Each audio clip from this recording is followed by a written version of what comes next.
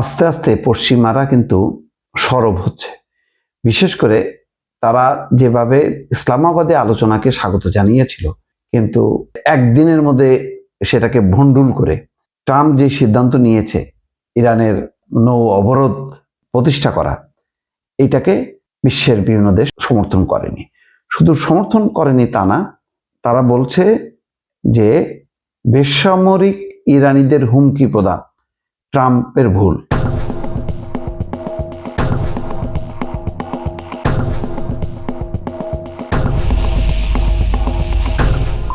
যে ইরানি জনগণকে তো জিম্মি করতে পারে না, এইটা তো শুধু সরকার কেন, কষ্ট হবে সাধারণ ইরানিদের। এটা কিভাবে করতে পারে? 9 কোটি ইরানিকে জিম্মি করার কোন অধিকার কি ট্রাম্পের আছে? নেই। সেই কথাটা ব্রিটিশ প্রধানমন্ত্রী পরিষ্কারভাবে বলেছেন। অন্যদিকে দেখেন, ইতালির প্রধানমন্ত্রী জর্জিয়া মেলোনি মুখ খুলেছেন। তিনি ওই যে পোপকে ভয়ঙ্কর বলায় ট্রাম্পের উপর ক্ষোভ প্রকাশ করেছেন ইতালির প্রধানমন্ত্রী। এটাও কিন্তু একটা প্রতিবাদ। আমরা দেখি যে ইরানকে উদ্দেশ্য করে মার্কিন প্রেসিডেন্ট ডোনাল্ড ট্রাম্পের মন্তব্যের কড়া সমালোচনা করেছেন ব্রিটিশ প্রধানমন্ত্রী কিয়ার স্টারমার। হরমুজ প্রণালী খুলে না দিলে ইরানের পুরো সভ্যতা শেষ করে দেওয়ার যেই হুমকি গত সপ্তাহে ট্রাম্প দেন, সেটি ভুল বলে আখ্যায়িত করেছেন স্টারমার। সোমবার ব্রিটিশ পার্লামেন্টের নিম্ন কক্ষ হাউস অব কমন্সে দেওয়া এক বিবৃতিতে কিয়ার স্টারমার এই মন্তব্য করেন। এর আগে গত বৃহস্পতিবার এক সাক্ষাৎকারে ট্রাম্পের ওই হুমকির বিষয়ে জানতে চাইলে স্টারমার কিছুটা নমনীয় সুরে বলেন, এগুলো এমন শব্দ যা আমি কখনো ব্যবহার করতাম না। তবে আজ পার্লামেন্টে দাঁড়িয়ে তিনি সরাসরি ট্রাম্পের অবস্থানকে ভুল বলে আখ্যায়িত করেছেন। পর্যবেক্ষকরা বলছেন, কেয়ারমারের এই মন্তব্যে যুক্তরাষ্ট্র এবং যুক্তরাজ্যের কূটনৈতিক সম্পর্কে অস্বস্তি তৈরি হতে পারে। পার্লামেন্টে স্টারমার বলেন, ইরানের সাধারণ মানুষ বছরের পর বছর তাদের শাসকদের হাতে অপরিমেয় ক্ষতির শিকার হয়েছে। ওই শাসন ব্যবস্থার উপর চাপ সৃষ্টি করতে গিয়ে এখন দেশটির সাধারণ বেসামরিক লোকজনকে লক্ষ্যবস্তু করা, তাদের অস্তিত্ব বিনাশের হুমকি দেওয়া কোনোভাবে সমর্থনযোগ্য নয়। দেখেন, দুইটা জিনিস। এই যে 25-30 হাজার লোক মারা গেল ইরানের অর্থনৈতিক দুরবস্থার কারণে, সেখানকার মানুষ বিক্ষোভ করেছে, সেই বিক্ষোভটা নির্মমভাবে দমন করেছে। তার মানে ইরানের শাসকদের প্রতি সাধারণ জনগণ ওই সময় ক্ষুব্ধ ছিল। আবার এখন কি হচ্ছে, ইরানের সাথে যুদ্ধের এই প্রেক্ষাপটে ইরানকে টার্গেট করে এখন যেই পরিস্থিতিটা, আবার অবরোধের নামে যেই পরিস্থিতিটা তৈরি করা হলো, তাতে অর্থনৈতিকভাবে তারা আরো বিপন্ন হবে, আরো বিধ্বস্ত হবে। তার মানে আভ্যন্তরীণভাবে ইরানের জনগণ ক্ষতিগ্রস্ত হচ্ছে তার শাসকদের দ্বারা, আর বৈশ্বিকভাবে আমেরিকা ইসরায়েলের কারণে ইরানের সাধারণ নাগরিকরা ক্ষতিগ্রস্ত হচ্ছে।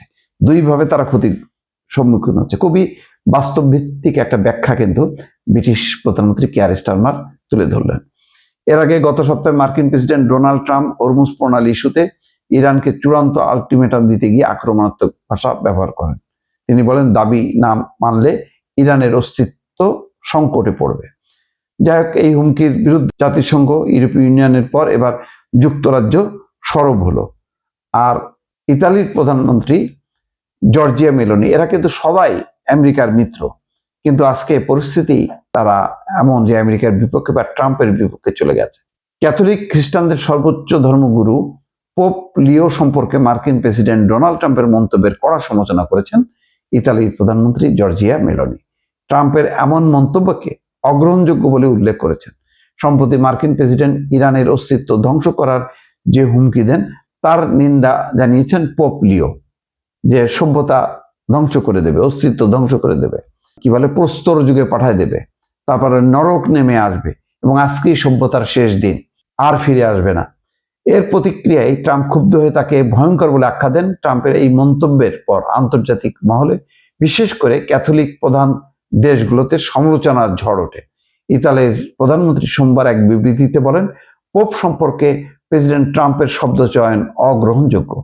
পোপ ক্যাথলিক চার্চের প্রধান, শান্তির আহ্বান জানানো এবং সব ধরনের যুদ্ধের নিন্দা করা তার নৈতিক দায়িত্ব এবং অধিকারের মধ্যে পড়ে।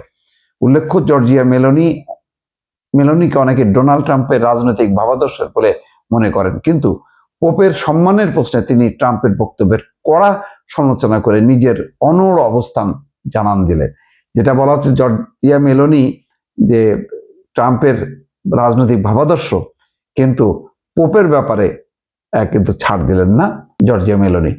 এইভাবে আস্তে আস্তে দেখেন এই অবরোধের ব্যাপারে ফ্রান্সের প্রেসিডেন্ট তিনিও কিন্তু নিন্দা করেছেন। সব মিত্ররা, পশ্চিমারা, এশিয়ার শক্তিধর দেশ রাশিয়া, চীন সবাই নিন্দা করছে, কিন্তু দুর্ভাগ্যক্রমে সবাই সম্মিলিত কোনো উদ্যোগ না থাকার কারণে ট্রাম্প যা খুশি তাই করে যাচ্ছে।